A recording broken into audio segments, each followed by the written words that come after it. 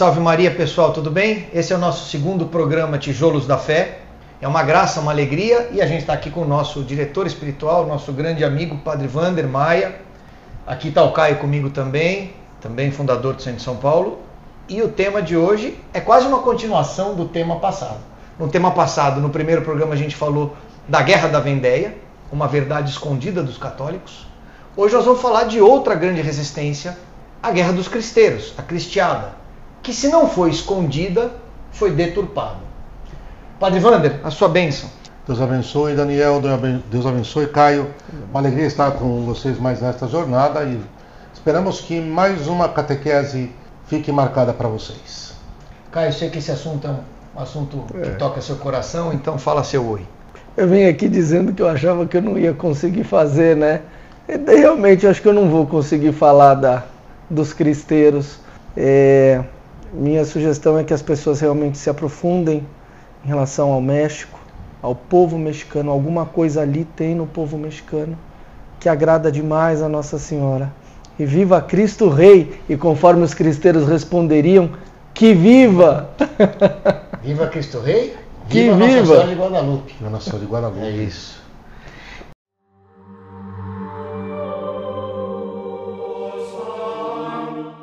Bom, eu vou começar com um arrazoado do que foi a Guerra dos Cristeiros, para quem não tem todos os detalhes. Ela aconteceu, como o Caio falou, no México, entre 1926 e 1929, e foi uma reação popular que começou em 27. Então começou a aquecer em 26, mas o povo, em 1º de janeiro de 27, começou a reagir. Reagir a quê? A tomada do poder pelos maçons no México. A maçonaria toma o poder, toma a presidência. E aí um parênteses interessante. Desde da queda do Império no Brasil e a República, digamos assim, de Deodoro, até Getúlio Vargas, o Brasil também nesse período é comandado pelos maçons. Rui Barbosa. Quem se quiser lembrar era maçom. No final do século XIX até Getúlio Vargas, o poder no Brasil também estava na mão dos maçons. Tanto no exército quanto na vida pública. Então era um fenômeno mais ou menos na América Latina, essa tomada dos maçons. E qual era aí a revolta dos cristeiros, que é a população católica mexicana, os pequeninos? Era que a tentativa do povo evitar a repressão que o Estado mexicano, a partir da aprovação de uma constituição anticatólica, iria impor aos... Era uma constituição absolutamente anticlerical, foi validada em 17, gozada em 1917, Nossa Senhora de Fátima, Revolução Soviética Comunista Bolchevique. Que ano 17? Passeata dos maçons em Roma. Procura aí, pessoal, a imagem. Os maçons desfilando na frente do Vaticano e apontando para o Vaticano e dizendo: nós vamos tomar, nós vamos tomar. Então 17 é um ano riquíssimo e é em 1º de dezembro outorgada essa Constituição anticlerical, anticatólica. 5 artigos, e eu vou resumir rápido aqui para vocês entenderem qual era o grau de opressão que os maçons, via nova Constituição e presidência, estavam impondo aos fiéis. Artigo número 3, exigia uma educação... Compara com o Brasil de hoje, pessoal. Artigo número 3, exigia uma educação laica nas escolas. Artigo número 5, proibia as ordens monásticas. Artigo 24º, proibia o culto público fora das igrejas. Inciso 2º do artigo 27, restringia os direitos de propriedade às organizações religiosas. Letra E do artigo 130 retirava dos membros do clero os direitos cívicos básicos. Padres e líderes religiosos estavam proibidos de usar seus hábitos publicamente, não tinham direito a voto e estavam proibidos de comentar os assuntos da vida pública na imprensa. Além disso, houve toda uma reconstrução cultural. Por exemplo, Vera Cruz, que é a cruz de Cristo, Vera, espacinho cruz, passou a se chamar Vera Cruz tudo junto, para desconfigurar a origem da expressão. Então, toda uma reconstrução dos nomes católicos do país. Em 1924, é eleito Plutarco Calles, hipermaçom, que atropela toda a mudança que já vinha sendo feita desde 1917, mas ela começou por aquelas regiões do México onde os católicos eram mais mornos. E aí tem uma coisa interessantíssima, padre. Em junho de 26, ele promulgou a lei com a reforma do Código Penal, que passou a criminalizar totalmente o catolicismo. prevendo penas específicas para padres religiosos que violassem a Constituição de 17, ou seja, passou a ter pena específica para os padres religiosos. Por exemplo, se o senhor usasse roupa publicamente, roupa como uma batina, o senhor pagava 500 pesos de multa. Em resposta às medidas, começou a se intensificar essa resistência popular, especialmente por duas organizações, a Liga Nacional de Defesa da Liberdade Religiosa, fundada em 24, e a Associação Mexicana da Juventude Católica, fundada em 1913, da onde estava o padre Sanz, o padre Blas Sanz, que foi o primeiro padre a ser assassinado e que gerou toda a comoção. Também fundou o Partido União Popular em 25. E aí os bispos, Caio, propuseram uma ação de boicote econômico contra o Estado. Sabe por que ela não avançou? Porque a elite católica preferiu não aderir porque estavam tendo medo de ter problema com suas finanças. Ou seja, a elite católica do México boicotou os bispos e o povo na resistência porque estava com medo de perder seus bens. Papa Pio XI apoia o movimento, mas de uma maneira muito suave, e alguns dizem que ele foi enganado, porque a postura dele no começo não foi uma postura de apoio mais firme. E aí, em Guadalajara, depois, com a sensação de abandono, inclusive por parte do Vaticano, 400 católicos se enfiam dentro da igreja, e aí começa o tiroteio, e aí começa o primeiro morticínio, e ele avança por várias cidades, e aí vem o lema que o Caio falou, Viva Cristo Rei. Eles começam a gritar, Viva Cristo Rei, Viva la Virgen de Guadalupe, Nossa Senhora de Guadalupe. E o diplomata norte-americano Morrow vem tentar resolver o problema, começa a sentar com o poder mexicano, e aí chega a ser um bom termo, que é não tirar os artigos da Constituição, mas também não implementá-los. Em outras palavras, o pêndulo está lá, como um inquérito que nunca é fechado, que pode ser usado a qualquer momento, mas não foi usado como os presidentes maçons que o criaram queriam. Vários santos foram canonizados a partir dessa situação, todos os mártires, o Beato Miguel Pro, padre jesuíta, executado, Papa João Paulo II canonizando também vários mártires, mais de 25 mártires do período, as vítimas do regime todas, e claro, o cardeal José Saraiva Martins, e claro, o Beato José Luiz Sánchez del Rio, o menino, com aquela história linda, e o filme Cristiada mostra muito bem a cena. Né? Já viu ele na internet? Não vi. Já viu ele? A original, a foto dele? Ele não, ele está corpo incorrupto. E tem vídeo dele. Ele tinha 9 anos, né? 13. Tem vídeo dele, o pezinho dele todo cortado e tá lá. 13 anos. Então é uma história da resistência católica, que é mais uma daquelas que nós católicos brasileiros, como foi a Guerra da Vendéia, padre, não tivemos acesso. Sem dúvida. Daniel, até me vem muito forte aqui, vamos fazer uma Ave Maria? Vamos. E nós já vamos conversar. Em nome de Patris et Filii et Spiritus Sancti. Amém. Ave Maria, gratia plena, Dominus tecum, benedicta tui mulieribus, et benedictus fructus ventris tui, Jesus. Santa Maria, Mater Dei, ora pro nobis peccatoribus, nunc et in hora mortis nostra. Amém. Em nome de Patris et Filii et Spiritus Sancti. Amém.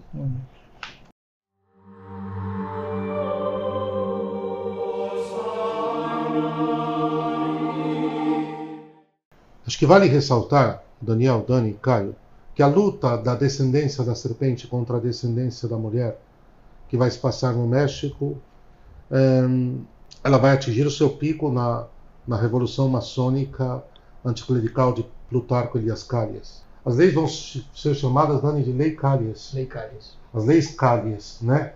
Plutarco Elias Calles, um servo do maligno. E deixe-me contar um episódio para que talvez situe melhor o povo brasileiro. Eu fui ao México em 2007, a única vez que estive no México. Fui fazer uma rápida especialização sobre os Sagrados Evangelhos. E quando eu estava tirando visto, naquela ocasião o Brasil não tinha nenhum acordo, concordata com o México, então exigia-se o visto. Até porque, Dani, a gente sabe que o México é porta de entrada meio que escusa para os Estados Unidos. Sim. Então os Estados Unidos força eles a fecharem o cerco. Mas faremos tudo diretamente, que é o que importa.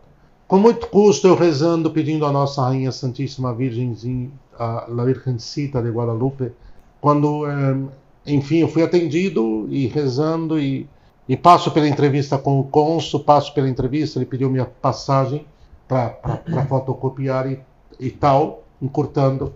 A hora que ele me deu o protocolo para retirada do visto, daí uns dias ele olhou para mim. Eu já estava saindo e disse assim, padre, mexicano. Eu olhei para trás, ele disse, olha, não use nada clerical no México. Em 2007. 2007, Dani. Ainda permanece. Porque a lei continua. Continua.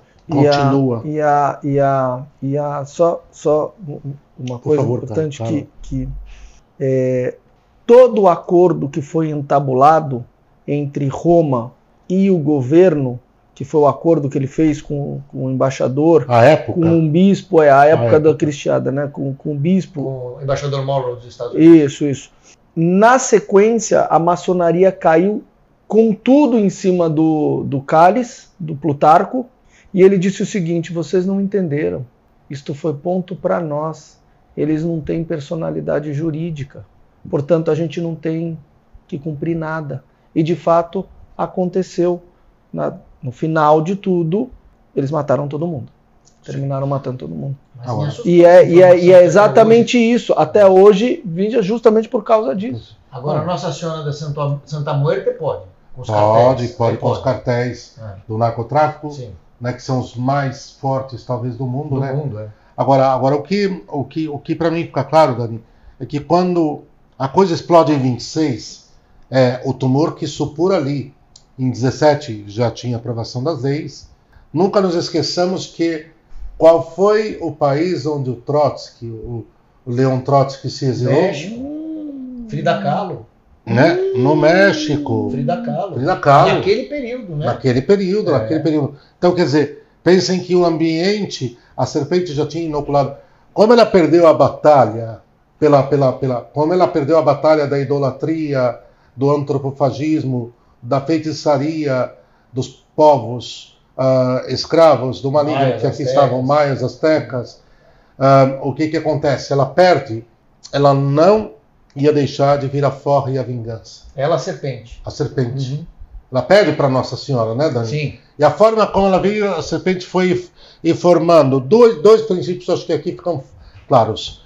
Uma elite revolucionária socialista assumida. Católica, né? Isso que é o pior. Aqui, Dani, você chegou no denominador. E o mais forte é que qual a maior cooperadora dessa elite revolucionária socialista? De índole católica tal e qual. Aqui.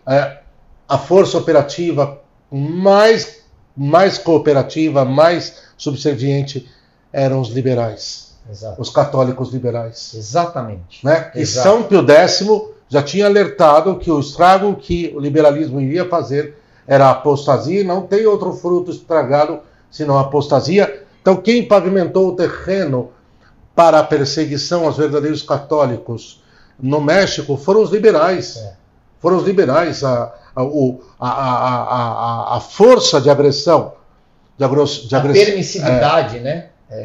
Então, assim, a gente tem que situar essa coisa no horizonte da luta entre a mulher e a serpente.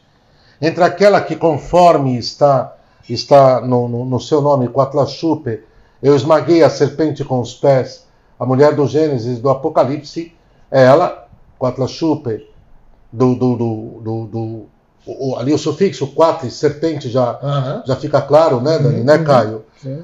E ali é uma espécie de forra, só que todas essas ideias, que de alguma forma elas já vêm migradas de todo aquele charco de lama e de lodo da elite intelectual europeia, seja de uma parte francesa, seja de uma parte alemã. Né, Dani? A parte francesa. E um pouco inglesa, né? E um pouco. Não, excelente, Daniel, muito inglesa. Muito inglesa, a Revolução Gloriosa que eu diga, né? O liberalismo tem origem ali. O liberalismo mesmo tem origem ali. Bom, o que nós temos aqui vai se preparar já na segunda metade do século XIX no México, as condições para começar-se o massacre, a perseguição e o massacre dos católicos no México. Agora, a gente vai desfiar muito aqui essa noite, mas vale a pena ressaltar que num primeiro momento, como sempre é costume, Dani, os católicos bons, fiéis, os leigos, não partiram para o retrucamento nesse primeiro momento, ainda não. Ainda fizeram recurso, sim, sem nunca deixar de ter feito, fizeram recurso à vida sobrenatural e continuaram fazendo recurso à vida sobrenatural, aos agravo, à reparação, mas quando começam a matar os padres, você disse... Exato. O padre Sainz foi... Blaise Sainz, né? Quando começa ali, Aí realmente um povo fiel, um povo nosso disse, bom, um povo fiel a Deus, um pouco do espírito dos macabeus se levantou naquela hora ali, né, Dani? Macabeus é a essência da resistência. É. E não por acaso é um dos livros que Lutero tirou. Pronto, excelente, excelente. Então o que acontece é que naquele momento Dani, vai haver uma reação, no segundo momento, uma reação de guerra justa, sim, de legítima defesa. Tomás. Isso não se pode perder o horizonte de maneira alguma. Assim como a bandeira, os primeiros anos foram de pacífico. Muito importante a gente colocar, ressaltar o trabalho das mulheres, tanto nesta fase pré-eclosão de conflito, quanto na fase durante o conflito. Sim. Eram elas que estavam na frente da igreja, lutando para que fosse dada a liberdade de culto, até este ponto, grande parte eram as mulheres católicas. O culto foi proibido, foi totalmente proibido. Imagine vocês, acho que vale a gente contextualizar muito bem, né, Caio, né, Dani? Imagine vocês que chegue amanhã uma resolução do infame que está no Estado, no poder nesse momento, na terra de Santa Cruz, e diga o seguinte: a partir de amanhã, todos os serviços religiosos estão proibidos no Brasil. Interessante que no caso mexicano foram só os católicos. Então, serviços religiosos católicos. Católicos. Não, mas o problema é a Igreja Católica. É né, lógico. É o que complica, porque é o caterro. Né? O caterro é a Igreja Católica, a verdadeira Igreja de Cristo. Mas você percebe que naquele primeiro momento, imaginem vocês o seguinte: se uma pessoa fica sem hospital, qual vai ser a reação dela? Se uma pessoa fica sem alimentação, qual vai ser a reação dela? Uma pessoa fica sem ter onde morar, qual vai ser a reação dela? Agora eu pergunto a vocês: se uma pessoa fica sem o alimento espiritual, o Santíssimo Corpo, Sangue, Alma e Divindade de Nosso Senhor, sem a doutrina, se uma alma fervorosa ela fica sem o sacramento da penitência, se uma alma fervorosa ela fica jogada ao léu, sem o seu lar espiritual, como é que ela vai reagir? Qual será a sensação dela? E vejam, ainda que a nossa vocação seja para o martírio, e o martírio é a graça em plenitude. É céu direto. Né? Céu direto, né, Dani?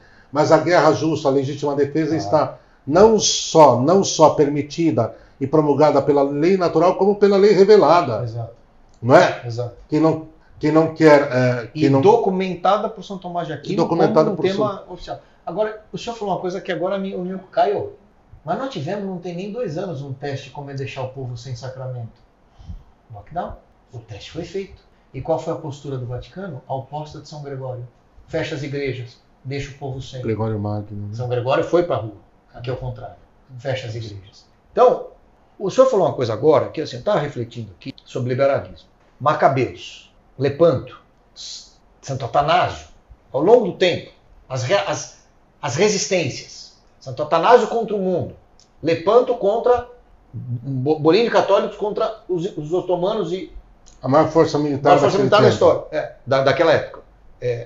Vendéia, Revolução Francesa, os revolucionários. E aqui, o povo contra a maçonaria numa situação de alinhamento com a Europa. Você falou, Caio... Não, foi o padre... O senhor falou, padre, uma frase que é a história de que o liberal é aquele que cria a permissividade para o mal agir, né? Claro. O Olavo Carvalho, o professor Olavo, brincava que o liberal era o bichinho de estimação de um comunista, né? Atrás do liberal tem sempre um comunista. Perfeito. Quando você olha hoje, Caio, o cenário econômico global, geopolítico, social e especialmente cultural, você vê em âmbito global, um pouco do que aconteceu no México, que é uma miscigenação, um amálgama por interesse entre o esquerdismo revolucionário, anticristão, de índole trotskista, né? Exato, girondino, né? talmúdico, Trotsky é um sobrenome, né? É. Com uma elite intelectualizada, sofisticada, globalista, de valores maçônicos da Revolução Francesa. Esse amálgama, Caio, está dominando a mentalidade na igreja hoje.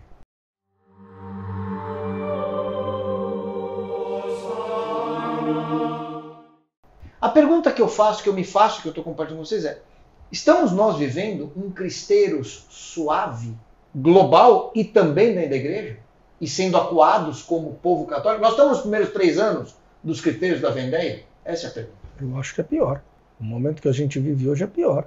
Porque esse sufocamento vem de dentro. Com apoio, né? Antigamente era de fora. Hoje é de dentro. Padre Braulio, né?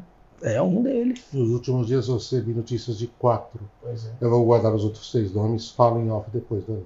4 que me mandaram mensagens dizendo já em processo de punição por parte de seus bispos. Já havia acontecido com o Padre Fábio, né? É. Por que eu estou dizendo isso, Padre? Porque me parece que, como o Caio trouxe agora, esse sufocamento que aconteceu no México, incluindo a questão juristocrata das leis, é um pêndulo que está sobre a Igreja Católica, os católicos fiéis, efetivamente agora.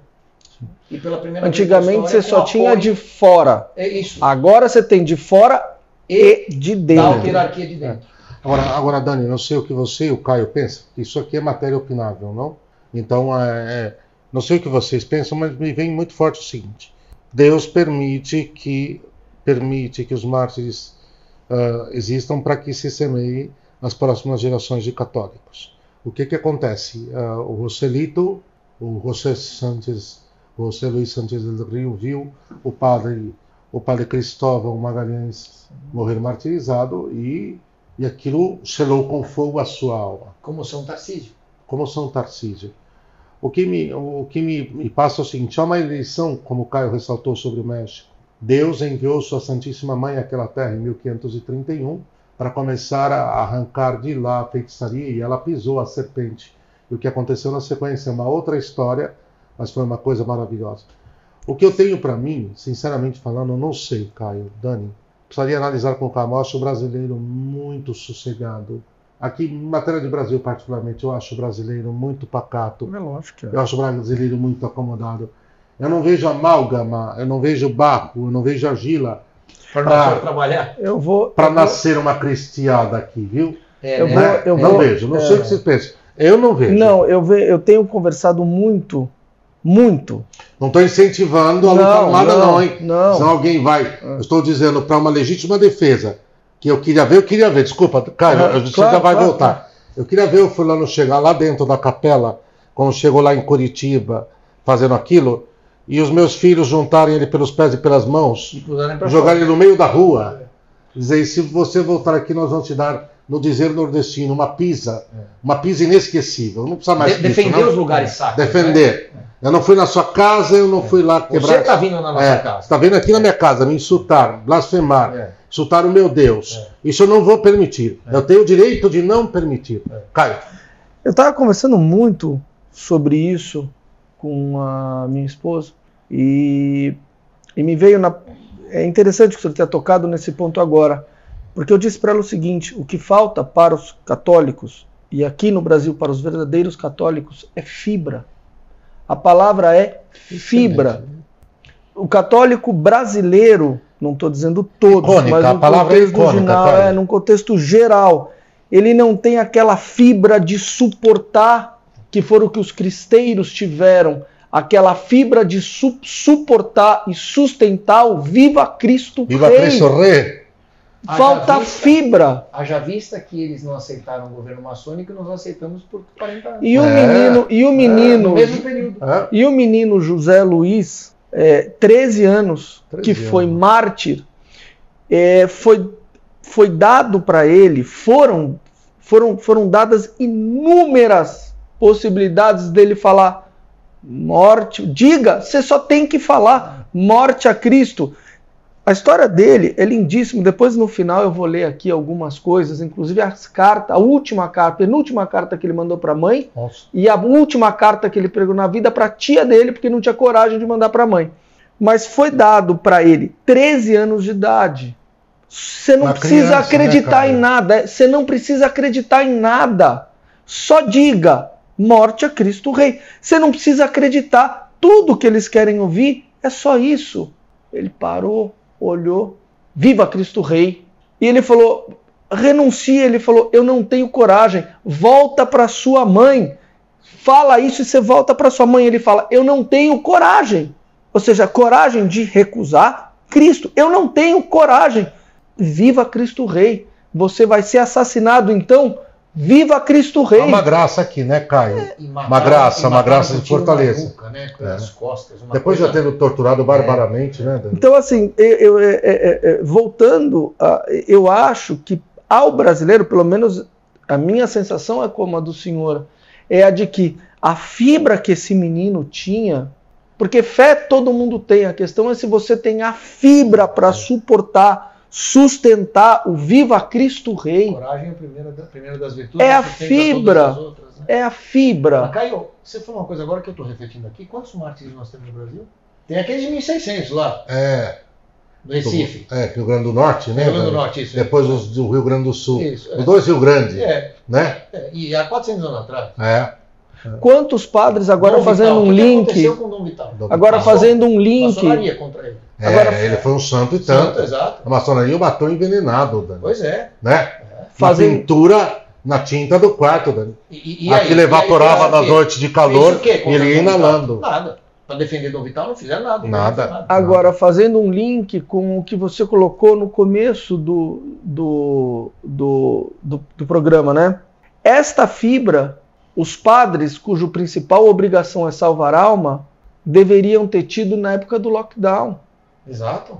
De novo, falta fibra. Exato. Fica imaginando os padres lá do México. Os padres do México tiveram. Se eles iriam aceitar este lockdown sem pensar na alma das pessoas. E eles iriam ficar fechadinhos de máscara. Morreram martirizados. Sim. Para não deixar o rebanho sem cura. Literalmente, né? Exato. São cura de almas, né, Dani? E aqui abrindo deixar o rebanho sem cura. Uma menção honrosa, porque nós temos uma história de bispos muito... espetacular. Não, assim, a história é espetacular, mas a maioria dos bispos não é reconhecidamente de fibra, né? Entendi. Mas nós temos uma... Teologia da libertação. Exato, mas nós temos um parentes, porque Dom Castro Maia teve um papel fundamental na resistência. O Leão de Campos. O Leão de Campos com Dom Lefebvre. Então, o senhor foi um homem santo, né? Eu acho. Né, Daniel? Eu acho assim, ninguém me demove, de que o Monsenhor Lefebvre foi santo. Em algum momento, acho que essa justiça será reparada. Feita. Como foi com outra francesa, Santa Joana d'Arc. Pronto, acho que essa será com o francês. Será reparada, exatamente. Haja vista os frutos que estão sendo colhidos na África hoje, que foi catequizada por ele. Por ele. Agora, esse negócio de Dom Castro Maia, assim, é porque me vem na cabeça um bispo histórico que resistiu à infiltração ou ao ataque contra a igreja no Brasil. Eu não consigo lembrar de outro de dimensão relevante. Tem a história do bispo Dom Vital, mas é 1800, né? Sim, mas já dentro de uma infiltração maçônica Cabresto, tentativa de subjugar a igreja, não é? Teve o bispo de Bragança, que... Eu acho que dentro do contexto conciliar e pós-conciliar, aí você coloca bem, né, Dani? Exato. Né? Ele é uma muralha. Exato. Ele é uma muralha. E acho que essa ausência de liderança dos bispos, como o Caio colocou, porque nos cristeiros foram os bispos que organizaram os fiéis a Nosso Senhor, os bispos fiéis. O general era um padre, exato. O padre era um general. Mas não deveria, né, Caio? Aí não deveria. Ele saiu da praça dele. Sim. Saiu do posto onde Deus o colocou. Exato. Aí, me permita, eu discordo. Tá. E não tinha nada, teria tido como capelão. Caiu os soldados morrendo, ele vinha com a extrema unção. Isso. Ele vinha com, né? Ali ele falhou, ele errou. Mas uma coisa que... Como foi no Japão Santo André Kim, né? Não, São Paulo Miki. São Paulo Miki. E como foi o Santo André Kim na Coreia. Na Coreia, Santo André Kim tá capelães que sustentaram. Os padres são... É o que o padre Cristóvão Magalhães falou para ele. Ou o Venar agora mais recentemente. Ele falou, não, eu falo, junto das tropas eu fico. Exato. Dando sustento espiritual, né, Caio? Fico, eu vou ficar junto das tropas. Deveria estar, né, Dani? Sim. Junto das tropas. Sim. Né? Confessando, celebrando missa, dando o Nosso Senhor, né? Agora, uma coisa que eu acredito que vale a pena ressaltar, né, é a eleição sobre o México. Deus não escolhe uma nação por um testemunho tão elevado quanto o México deu, se não tem um desígnio especial que já fora marcado pela presença de Nossa Rainha Santíssima. O México, de qualquer forma, foi o início do desbancamento de um domínio de satanismo, de um domínio de opressão de séculos sobre essas terras, através das pseudo-religiões pré-colombianas, Dani. Bafométicas. Exatamente. Baalísticas. Exatamente. Então, quer dizer, eu acho que ali houve, e o Caio citou muito bem, houve uma eleição. O México foi escolhido. E tanto que o próprio nome do México, se me permite, o México, a capital se chamava Tenochtitlan, né? A cidade do deus Sol, do deus guerreiro ali. Deus vai falando com eles. Agora, interessante, México, o lugar onde a lua apareceu. O lugar onde a lua apareceu, Caio. Olha isso. Né? Na língua náhuatl, né? Exato. O idioma dos astecas. Você não aprendeu nem a viver por mim, você está aqui não morrer por mim, Pedro? 26 a 29, no México mais 27 a 29. 10 anos depois, onde é que explode? Na mãe do México. Espanha? Onde é que explode? O demônio não para, né, Dani? Não. 10 anos depois, explode na mãe, a mãe do México. Espanha. A Espanha é a mãe do México? E sabe qual foi o grito que eles davam? Idêntico. Viva Cristo Viva Rei! Cristo Rei. Né? Eles se inspiraram nos cristeiros. Nos cristeiros. E eu estava lendo que o que aconteceu na Espanha em 38... Aliás, esse já fica para um próximo, hein? Esse é o próximo. Já é o próximo capítulo. As grandes resistências. Eu estava lendo que o que aconteceu na Espanha em 38 foi uma proxy de teste para o que viria a ser depois com a Segunda Guerra. Ali eles testaram a França e a Espanha, os dois pilares do catolicismo. As duas filhas mais velhas, né? Junto com Portugal e Itália, mas a Itália nem existia naquela época, né? Então era um monte de coisa espalhada. Portugal, Espanha e França se descristianizando a velocidades. As quatro nações da cristandade, né? As quatro grandes, né? França não ajudou o México. Não, muito pelo contrário. Ela é o berço dessa história. E tem uma passagem interessante nos cristeiros, né? Da vida ali daquele. A França é o primeiro país ex-católico a sistematizar o satanismo na Constituição. A constitucionalizar o sacrifício humano de crianças, né? Ou seja, os astecas. O que aconteceu com os astecas foi retomado constitucionalmente como direito. Como direito. Não é nem como oferenda, é como direito. O antissacramento, né? Exato. O antissacramento. E tem um fato que aconteceu na época dos cristeiros, que o embaixador da França foi conversar com o Plutarco Calles. Elias Calles. E ele conversou, e depois ele devolveu para É um homem, em princípio, ponderado, é um homem de Jesus Cristo e de cristão. Você nitidamente percebe que é um homem possesso pelo demônio. Caio. Ele era um possesso. Ele era um homem possesso pelo demônio. É certeza. É certeza. Dani. Isso é registrado. Ele tinha um ódio, ele purgava um ódio. Quando falava-se da Santa Igreja de Nosso Senhor, ele desfigurava. Não é? Possesso, ele era possesso. Era um homem possesso. Caio, as missivas do Roselito. Você poderia trazer para nós, que é o testemunho de um santo. Exato. Diante da prova de cruz, né, Dani? Diante do renuncia, quem quiser vir após mim. Renuncie-se a si mesmo. Tome sua cruz e siga-me. Como ele se comportou?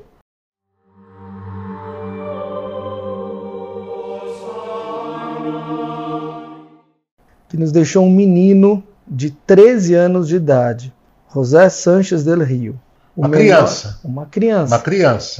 Minha filha. O menor de 6 irmãos. Quando chegaram a Michoacán, ele, educado por pais piedosos no amor a Jesus Cristo e a Nossa Senhora, sentiu profunda dor e vivas ânsias de juntar-se aos cristeiros para dar seu sangue por Cristo Rei. Pediu à mãe que o deixasse alistar-se no exército libertador.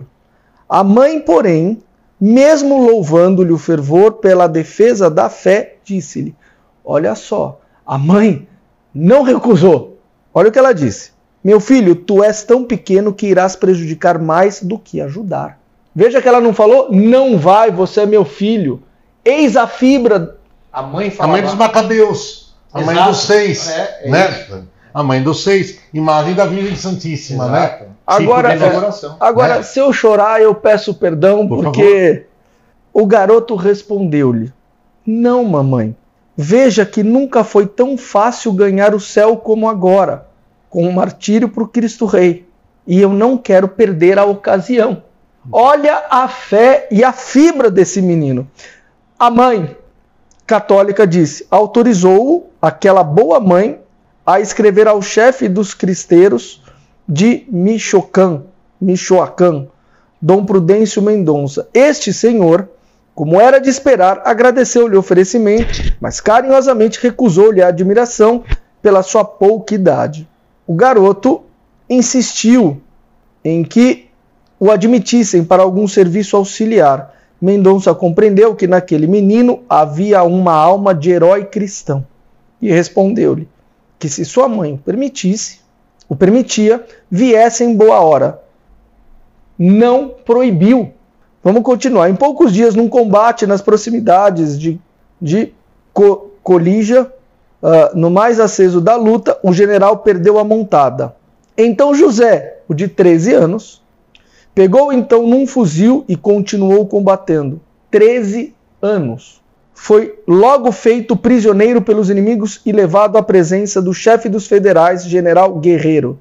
Este, admirado, acolheu o garoto e em tom afável disse-lhe: és um valente garoto, larga esses cristeiros e vem conosco, que é bem melhor para ti.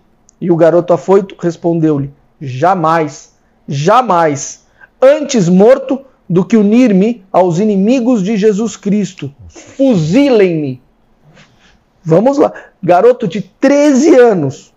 O general, desapontado com a destemida resposta do garoto, ordenou que o prendessem até que fosse fuzilado. Isto acontecia a 5 de fevereiro de 1928. No dia seguinte, ele seria fuzilado no dia 10. José escreveu à sua mãe: eu morro contente porque morro na luta ao lado de nosso Deus. Não se preocupe com a minha morte, que é o que me mortifica. Antes, diga aos meus irmãos que sigam o exemplo que o irmão menor lhes deixou. E a senhora, conforme-se com a vontade de Deus, tenha coragem e mande-me sua bênção junto com a de papai. Saúde a todos pela última vez, e a senhora receba o coração do filho que tanto lhe quer e deseja vê-la antes de morrer. José Sanches del Rio. 4 dias depois, fechou aspas a carta. 4 dias depois, já sentenciado à morte, hora antes da execução, escreveu a uma tia, abre aspas: não me acho com coragem para escrever à mamãe. Receba, como sempre, e por último, o coração de seu sobrinho, que muito lhe quer e deseja vê-la. Cristo vive, Cristo reina, Cristo impera, e a Santa Maria de Guadalupe. José Sanches del Rio, que morreu na defesa de sua fé. Ele continua escrevendo, né? José Rio, que morreu, levado ao cemitério para o fuzilamento. Um dos soldados perguntou-lhes: que dizemos à tua mãe? Isso aqui é um católico, 13 anos. Eu peço a graça. Um pouquinho dessa fortaleza, né, Dani? Um pouquinho, né? E acha que isso é mentira? Vai na internet, o corpo dele está incorrupto. Está lá, é filmado. Vocês vão ver o pé dele todo aberto, porque eles ficavam torturando o menino e ele falava assim. Sabe o que me assusta, padre? É que a gente precisa estar fazendo esse programa.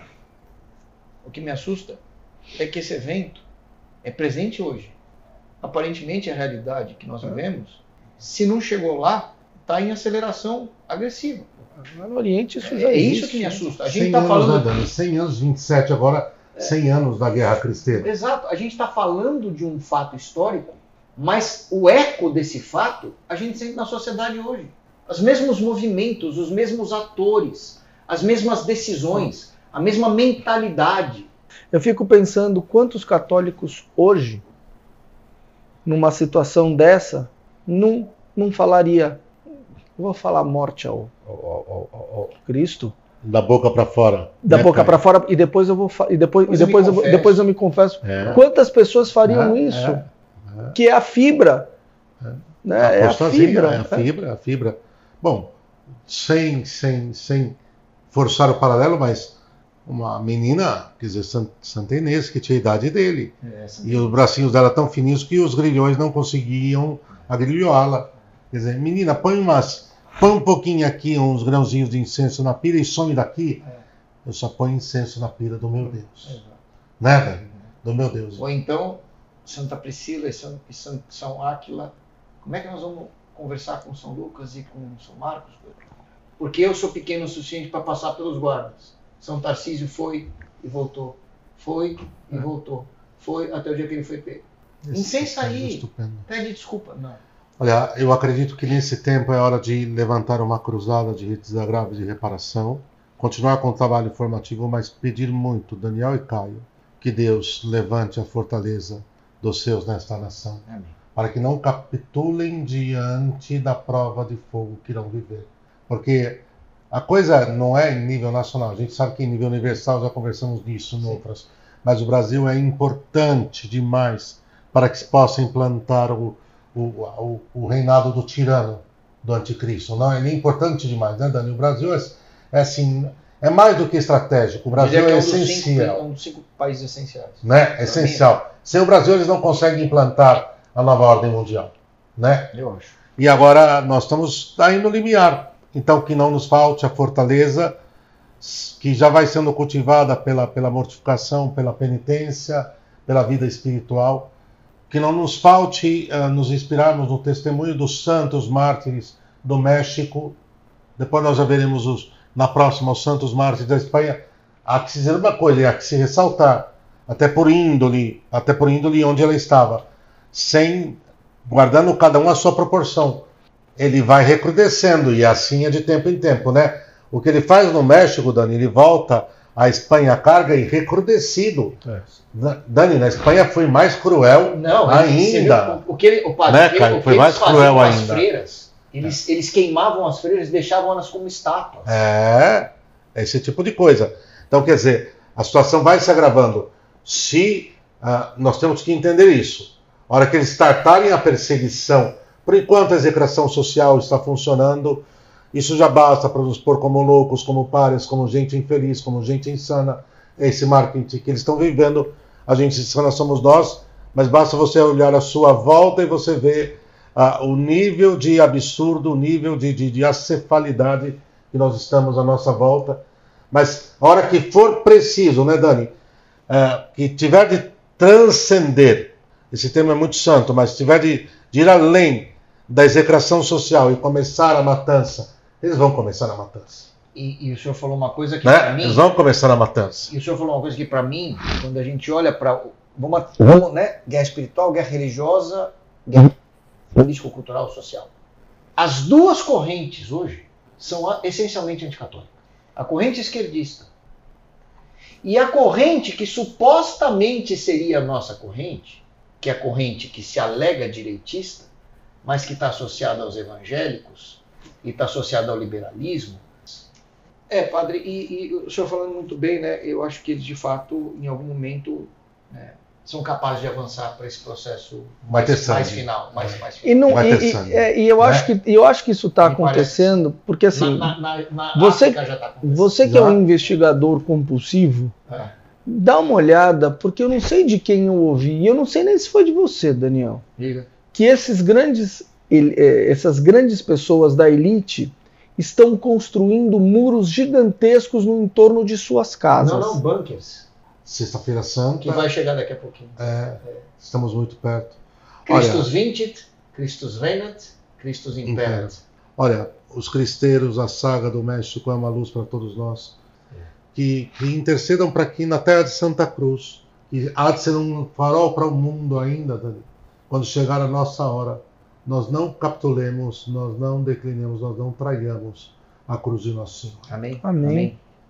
Vamos terminar? Vamos terminar. Vamos. Eu quero então rezar essa Ave Maria final com vocês, pedindo a Deus a graça para os trabalhos apostólicos do Centro São Paulo e por esse belíssimo trabalho das catequeses que enfim, agora já vai se tornando cada vez mais frequente. Amém. Amém. Ave Maria, cheia de graça, o Senhor é convosco, bendito sois vós entre as mulheres, bendito é o fruto do vosso ventre, Jesus. Santa Maria, Mãe de Deus, rogai por nós pecadores, agora e na hora de nossa morte. Amém. Viva Cristo Rei! Viva! Que viva! Viva a Virgem de Guadalupe! Viva! Em nome do Pai, do Filho e do Espírito Santo também. Amém. Oi, Caio. E uma coisa só para terminar, que eu sugiro aos nossos assistentes, aos nossos ouvintes, os nossos ouvintes, Espectador. que isso tudo só vai fazer sentido se você estudar a aparição de Nossa Senhora de Guadalupe. Veja o milagre que é Nossa Senhora de Guadalupe. O Cristeiros é a extensão do que aconteceu em 1531 com a aparição de Nossa Senhora de Guadalupe ao índio Juan. Vão se aprofundar sobre o milagre de Nossa Senhora de Guadalupe. Por favor, tem milagre constatado pela ciência ateia. Caio, e aí, assim como na África, a obra de Dom Marcelo frutifica, a reconquista, a retomada da tradição não é mais forte em nenhum lugar no mundo do que nos Estados Unidos. Aonde? Texas e nos estados de origem mexicana. Onde a Virgem de Guadalupe é o centro da fé. Isso mesmo. Vão ver o sobre sul dos Estados Unidos, né? Extremamente guadalupano, né? Extremamente guadalupano. Aquele sul, não é exatamente o sul lá embaixo, é mais para oeste, costa oeste. Perfeito. Vão se aprofundar sobre o milagre e a aparição de Nossa Senhora de Guadalupe. Pelo amor de Deus! Grande dica. Amém? Amém. Padre, obrigado. Valeu, pessoal. Até a próxima. Viva Cristo Rei! Viva Cristo Rei! Que viva!